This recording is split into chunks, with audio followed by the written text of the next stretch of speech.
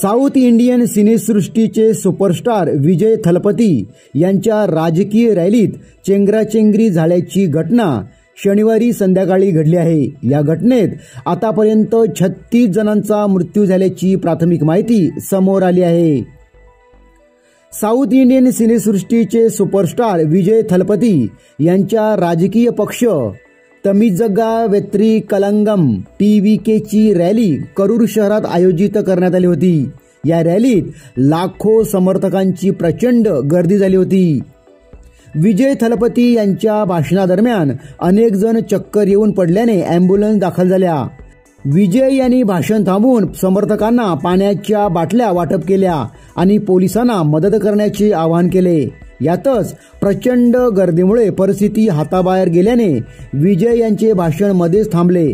तर या गोंधळात एका मुलाची बेपत्ता होण्याची घटना घडल्याने तेथे हाहाकार माजला आणि चेंगराचेंगरी झाली।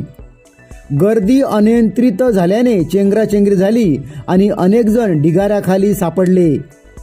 या घटनेत आतापर्यंत 36 जणांना आपला जीव गमवावा लागला आहे। मृतांमध्ये 16 महिला आणि 8 मुलांचा समावेश आहे, तर 100हून अधिक जण जखमी झाले असल्याची माहिती समोर येत आहे।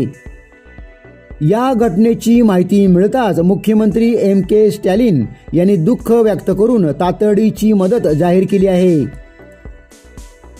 पंतप्रधान नरेंद्र मोदी यांनी ट्विट करून राजकीय सभेदरम्यान घडलेली दुर्दैवी घटना अत्यंत वेदनादायी असल्याचे म्हटलं आहे। ज्यांनी आपल्या प्रियजनांना गमावले आहे त्या कुटुंबाप्रती माझी संवेदना व्यक्त करतो। या कठीण काळात त्यांना सामर्थ्य मिळो अशी मी प्रार्थना करतो। जखमींना लवकर बरे होण्याची मी प्रार्थना करतो।